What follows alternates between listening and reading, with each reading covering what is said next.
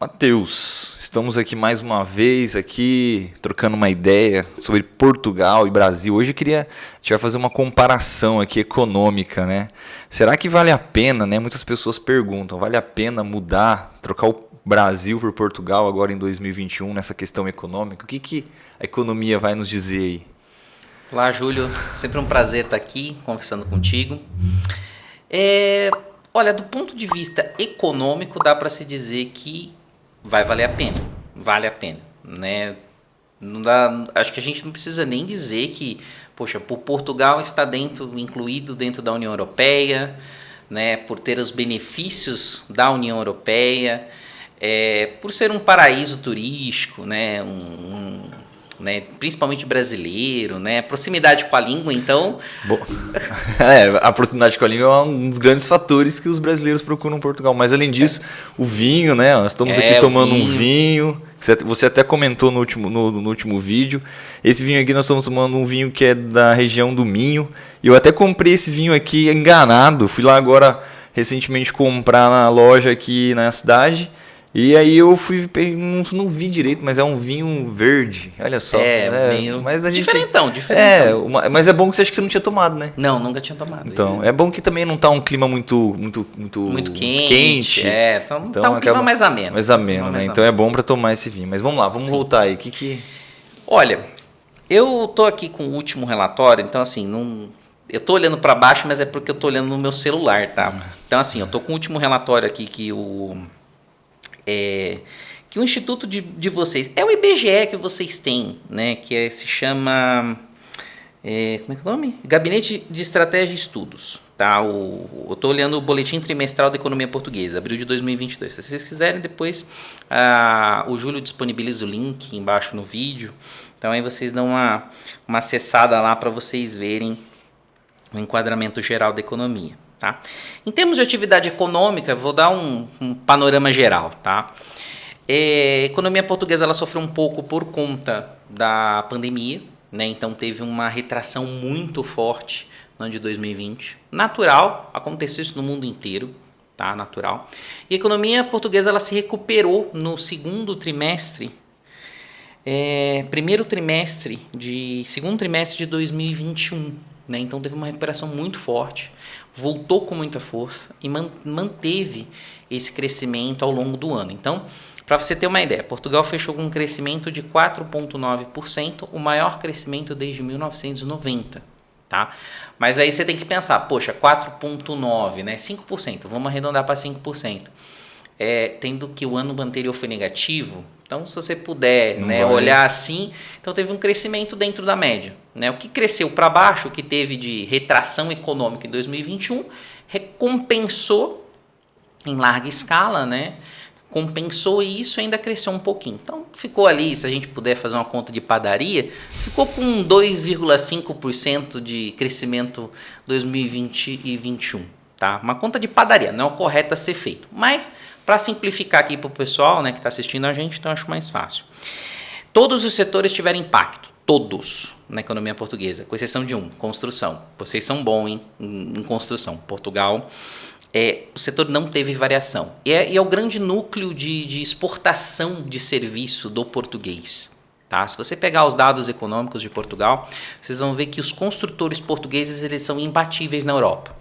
Né? Aonde você for na Europa, você vai ver que tem construtores portugueses. Por isso que eles são fortes e é o grande produto de exportação deles, que é os serviços. Não, e é interessante falando isso também, porque uma das principais funções dos brasileiros que chegam em Portugal é na área da construção. Né? Se a gente chega lá em Portugal, eu, por exemplo, assim que eu cheguei, eu já pensei, bom, se eu não conseguir qualquer trabalho, eu vou trabalhar na construção e fazer qualquer coisa, se bem que não é, eu acho que não ia aguentar muito, mas penso, né? Não é uma área que realmente tinha trabalho, né?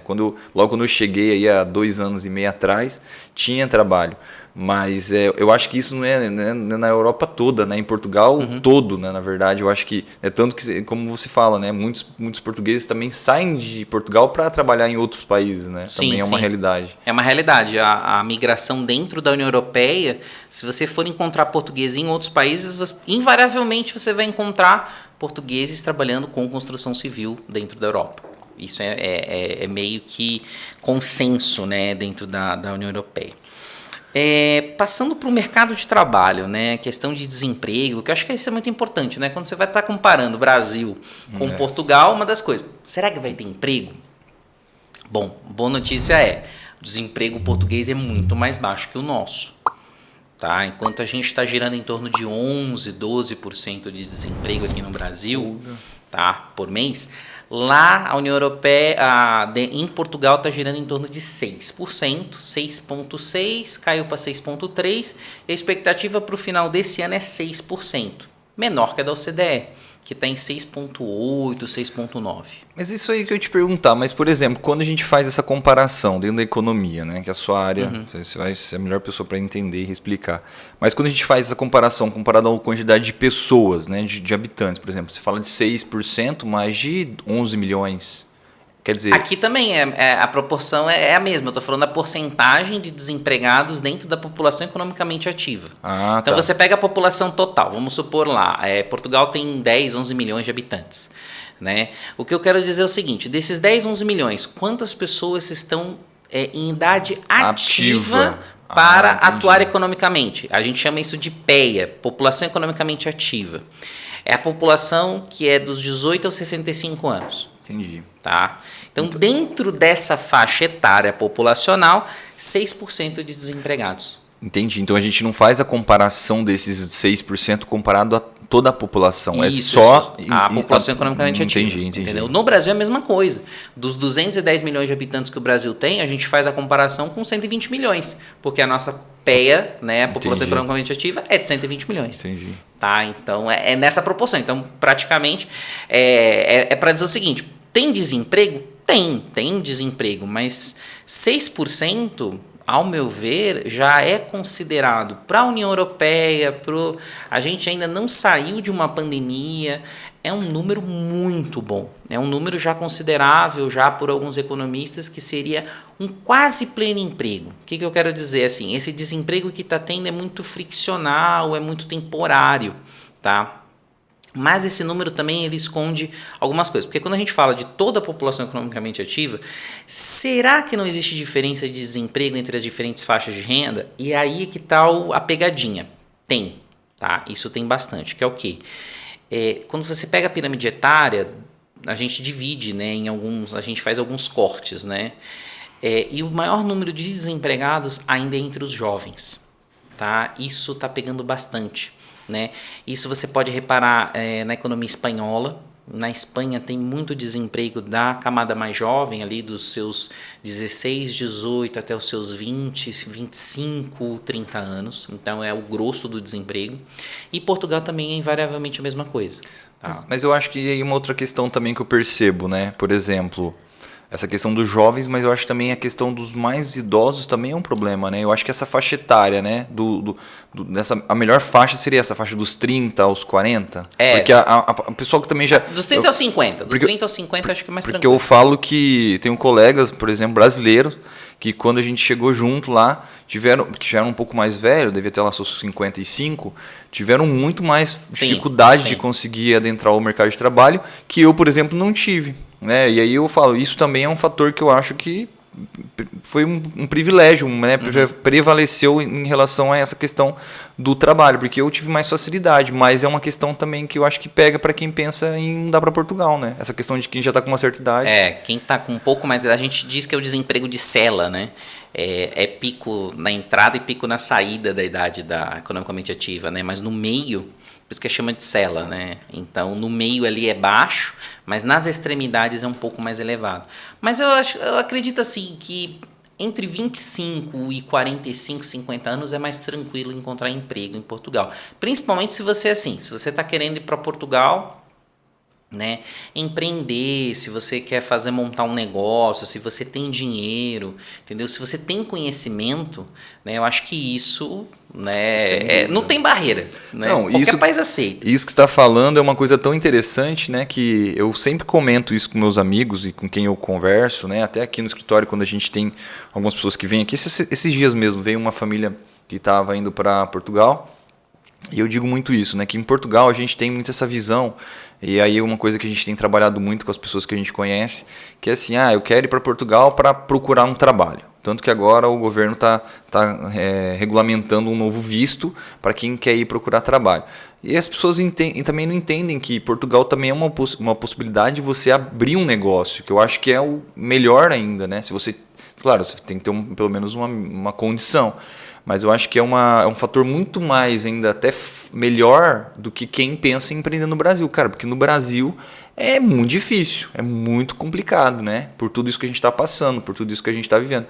Enquanto que em Portugal eu vejo que parece que as coisas são mais, elas fluem mais fácil. Eu acho que parece que a impressão que eu tenho é que parece que você tem muito mais possibilidades de desenvolver um negócio. Isso nesse pouco tempo que eu permaneci em Portugal. Então, eu acho que isso é um fator interessante também, como você falou, né? Para quem pensa em empreender, tem muito mais possibilidades nessa questão que Portugal vai sair mais à frente, vai sobressair do que a gente está vivendo no Brasil, que está complicado, né? Tá difícil. Aqui no Brasil é mais complexa a situação. Portugal, por ter uma população um pouco, a pirâmide etária ela é invertida, né? Ou seja, ela tem uma população muito mais velha do que a população jovem. Primeiro, não tem um atrator para permanecer o jovem em Portugal, né? Então, a oportunidades de emprego é muito limitado, né, essas oportunidades de emprego. Então, geralmente o jovem português ele vai tomar o caminho mais fácil, que é o quê? Estou dentro da Europa, para onde eu vou? Vou sair. A fronteira está aberta, né? Não tem problemas de visto, não tem nada, ou seja, ele é um cidadão europeu. Sim. Então, ele vai procurar o emprego dele na França, vai para Alemanha, vai para Itália, entendeu? Então, ia para a Inglaterra, né? Enquanto ia agora. Não, mas acho que a Inglaterra vai continuar aceitando, né? A Inglaterra vai permanecer uma coisa separada da Europa, mas meio próximo ali, né? Então, assim, se você quiser, né? Eu penso da seguinte forma: empreender em Portugal com uma população um pouco mais idosa, em termos de serviço, né? Abrir uma loja, abrir um negócio, começar alguma coisa, eu acredito que tem. Eu não vou dizer certeza, porque economia não existe certeza, mas a chance de dar certo é muito alta. Porque tem muitos incentivos, o governo dá incentivo, né? Diferente aqui no Brasil, que isso aqui é uma selva, né? Isso aqui é bem complicado, é muito complexo, sistema tributário e tal. Sim. O sistema lá é bem mais simples, bem mais orgânico a coisa. Não, e outra coisa, né? Eu tava vendo recentemente, né? Teve a destituição do governo, porque foi chumbado, né? Não foi reprovado o orçamento que foi apresentado, teve novas eleições, olha só, né? O presidente chamou novas eleições, fizeram as eleições, o governo que estava, que é o PS, se reelegeu uma grande parte, voltaram a apresentar o orçamento agora, novamente. Então, assim, eu acho que tudo tende a ser um bom ano, acho que vai ser um excelente ano, se o orçamento passar, que eu acredito que vai passar agora, sem problema. Eu acredito que o problema orçamentário ali de Portugal é o seguinte. O problema do endividamento público português, eu falei no último vídeo, né, os valores, né, mais ou menos 260, 270 bilhões de euros.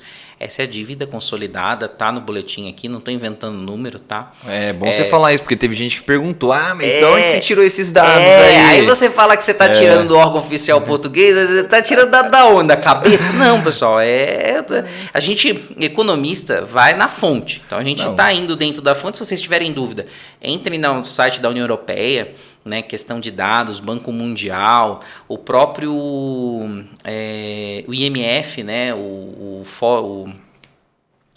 Instituto? Não? O banco, não é o Banco Mundial, é o FMI, né? O Fundo Monetário Internacional, me fugiu o fundo. Que eu falo IMF porque vocês em Portugal vocês consideram tudo igual ao inglês, né? Então fica mais fácil, IMF, International Monetary Fund. Se vocês entrarem lá, vocês vão ver que a dívida pública portuguesa ela tem um cenário crescente, ela tem um leve crescimento até 2008. Tá? A partir de 2008, 2009, 2010, com a crise financeira internacional, por causa do subprime norte-americano, o endividamento explode na União Europeia. Tá? Então, isso invariavelmente aconteceu com Portugal, aconteceu com Espanha. Né? Todo mundo ali se endividou. Acho a nossa marolinha. Que foi uma marola pra gente porque o nosso endividamento caiu, mas para eles aumentou, porque eles emitiram dívida, né, títulos públicos a taxas extremamente elevadas, então o endividamento cresceu. Hoje, devido à pandemia, ela está num patamar maior, mas a boa notícia é que ela está estável. Né? Ela se estabilizou em torno de 150% do PIB. Tá? Então, é 260 bilhões de euros essa dívida. Tá? Em termos de PIB, está estacionada ali entre 150% do PIB. Tá? Nada muito escabroso, né? A maioria dos países, né, europeus estão com esse endividamento. O que pode trazer problemas para Portugal? Né? Que, ao meu ver, pode ter algum problema. Isso, né? É que assim, o pessoal fala, é Mar de Flores, está tudo bem, tá? E não é, tá? Porque assim, tudo na vida tem seu ônus e tem seu bônus. Eu até agora só falei os bônus, vamos para os ônus. O grande problema hoje do mundo, ao meu ver, é o seguinte: nós temos taxas de juros extremamente baixas. Nós temos que melhorar isso, né? Ou seja, a gente tem que trazer a taxa de juros para uma taxa um pouco mais elevada. E isso vai acontecer com o Banco Central Europeu. O Banco Central Europeu vai subir suas taxas de juros mais cedo ou mais tarde. O Banco Central norte-americano, o Fed, já está subindo sua taxa de juros. Então isso vai fazer com que haja uma forma de freio na economia. Tá? Por que isso? Porque a inflação ela está crescendo. Quando você vai olhar a inflação, antes da pandemia, se vocês pegarem lá os números da inflação, por exemplo, os números da inflação portuguesa giravam em torno de 1, 2. Quando dava um pico era 3% de inflação. Inflação é um país maravilhoso. 1, 2, e a inflação do Brasil está em 10%. 10, 11 indo para 12. Tá? Só que tem um dado meio preocupante que é o seguinte: de 2021 e 2022, por conta da pandemia, a inflação em Portugal atingiu um número alarmante de 5%. Tá? Então, uma inflação um pouco mais elevada. Tá? O que eu costumo dizer? Bom, o crescimento do PIB foi de 4,9%. Se a inflação ela for igual, né, mais baixo ou igual, não tem problema. Porque o crescimento da economia ela compensa a inflação. Tá? Então, teoricamente, você não tem perda de poder aquisitivo, então é melhor. Mas, com a inflação se acelerando, e aí a gente até falou no último vídeo, a guerra na Ucrânia, né? A guerra na Ucrânia ela vai ter impacto por quê? Porque o gás, né? O gás que é usado na Europa, combustível, né? Até fizeram um comentário lá, mas Portugal tem a maior refinaria da Europa. Verdade. Legal, verdade. Tem a maior refinaria da Europa. Eu vi o vídeo lá, tem mesmo. Só que não tem petróleo. O que você faz com uma refinaria se você não tem petróleo? É meio, né, ilógico pensar que está completamente inerente a falar, não, tá tudo tranquilo, a gente tem a maior refinaria. Se não tem petróleo, vai refinar o quê? Não tem. Então, eu preciso importar o petróleo. Tá? Até estava vendo aqui os dados desse boletim aqui, né? Um dos dados importantes que vocês têm, né, que vocês controlam em Portugal, que é bem interessante isso de Portugal, né, que é a questão do preço de barril, o preço do barril de petróleo de importação no mês. Isso eles têm controle disso. Por quê? Porque eles sabem que eles são altamente dependentes da energia externa. Tanto é que quando você vai pegar os dados do PIB, os dois setores que não cresceram na parte industrial foi o quê? Energia e automóveis. Né? Então, esses dois setores eles ainda estão caminhando, estão apáticos. E falando em automóveis, também teve alguém que comentou lá no outro vídeo que Portugal tem fábrica de carro sim. Tem montadora, mas não tem marca própria. Diferença. Existe uma diferença entre você ter montadoras. O Brasil é o paraíso das montadoras. Embora saiu algumas agora, né? Mas isso não vem ao caso. Peraí, Brasil tem uma marca de carro sim, o Gurgel. Tinha, né? Fechou a fábrica, faliu, né? E ele era pioneiro do carro elétrico aqui no se tivesse continuado. Se tivesse continuado, né? Acho que a gente teríamos um Tesla no Brasil. Um Tesla brasileiro, né? Tem até uma história interessante do Gurgel. Ele é um visionário, mas na época errada e com um governo não favorável. Pois. Na verdade, assim, né? Como é que a gente pode... o Brasil, ele é expert em queimar os talentos. Né? Queimar talento. Tanto que tem muita gente que está indo para outros países como Portugal porque não vê condições no Brasil. Tanto, Sim. não é só a gente que vai para trabalhar, igual a gente falou, na construção ou qualquer outra coisa, mas gente que vai trabalhar em cargos importantes, que vão trabalhar na área da TI, por exemplo, que é uma área que está crescendo em todo mundo, mas em Portugal muito, muito, muito forte. Está precisando de muita mão de obra. Então, assim, por quê? Porque no Brasil a gente não vê perspectivas, né? A mão de obra mais qualificada está fugindo do Brasil, né, porque não tem emprego para mão de obra qualificada. Então, Portugal pode ser uma chance de você ir para lá. E até mesmo a mão de obra não qualificada. Se tiver um pouco de condição, né, juntar um dinheirinho e conseguir pagar a passagem, vai. Eu acho que é a questão que a gente sempre fala, né? Que é a condição de você ter uma estabilidade, tanto financeira, mas também emocional. Porque no Brasil, eu acho que a grande dificuldade nossa é essa, né? Essa incerteza das coisas, é a instabilidade, é aquela, parece que você acorda de um jeito, na noite já está totalmente de outro. A gente não tem... Agora em Portugal parece que só até sua mente você vive mais tranquilo, né? Em relação a tudo. Sim, você tem mais paz de espírito. Exato, né? Exatamente. Paz de espírito para você planejar. E eu sempre digo, economia, tudo depende de quê? Expectativas. Né? No Brasil, o cara que empreende, para mim, ele é um baita de um guerreiro. Porque o cara consegue ter expectativas numa economia que às vezes tem pandarecos. Você vê que não está indo. Tá? Em Portugal, eu acho que isso não tem tanto, né? Porque Europa, de maneira geral, por quê? Porque é um pouco mais normal, um pouco mais civilizado. Você vê que os governos estão preocupados com o empreendimento, né? Existe por trás todo um arcabouço institucional que te ajuda. Então, é totalmente diferente. Não dá para comparar. Né? Exatamente. Então, eu também concordo com você, Matheus. Eu acho que o grande problema nosso é os políticos, né? E os brasileiros também que votam nos políticos. O Brasil tem tudo para dar certo. O que estraga, às vezes, é o povo. O povo, né, dá uma estragadinha. Mas eu acho que também a gente não pode falar mal do brasileiro, cara. Porque, assim, uma coisa que eu reparei quando eu tava lá, quando a gente tava fora, né? Que o povo brasileiro também é um povo muito batalhador, sabe? Sim. Pelas nossas condições de fazer o que faz, esse ditado, o brasileiro não desiste e tal, é verdade. Porque você vê que o brasileiro é um povo que, é um povo batalhador, mesmo com todas essas dificuldades, com todos esses problemas. Então, assim, é aí que tá, né? Quando a gente vai para um país que tem todas as condições o brasileiro é difícil um brasileiro não conseguir se dar bem, por exemplo, numa situação dessa, como Portugal, difícil mesmo. Sim. Bom, então... É isso, né? Em termos de preços, né, que a gente estava falando, um dos grandes aumentos que teve foi na questão dos alimentos. Né? Isso é de maneira geral no mundo inteiro, os alimentos é que estão impactando bastante no custo de vida do português. Mas, né, 6% de inflação, 5% de inflação, a gente está com 12%, então... Desculpa, mas vocês estão muito bem. Portugal está muito bem. Não seria um problema. Se quiser pegar um pouquinho da nossa aqui, né? Inflação para não, mas deixa lá. A gente tem problemas maiores. Contas externas, né? Portugal geralmente fecha suas contas externas no positivo, tá? Eu falei no vídeo passado que Portugal tem um problema crônico em sua balança de pagamentos. Isso é natural por ser uma economia pequena e com baixa industrialização. Né? E isso acontece com os países periféricos da Europa, tá? Portugal, Espanha, Grécia, Itália tem esse problema, que é o quê?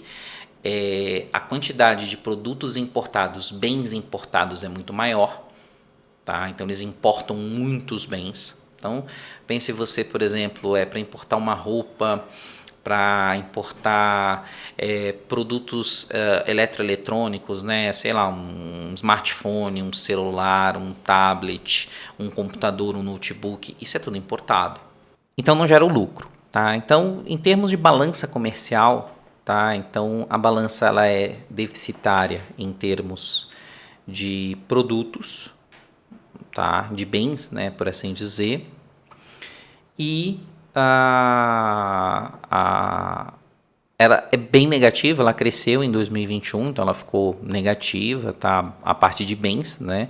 Mas a balança de serviços de Portugal ela ficou positiva, que é o lado bom de Portugal. Sim. Tá?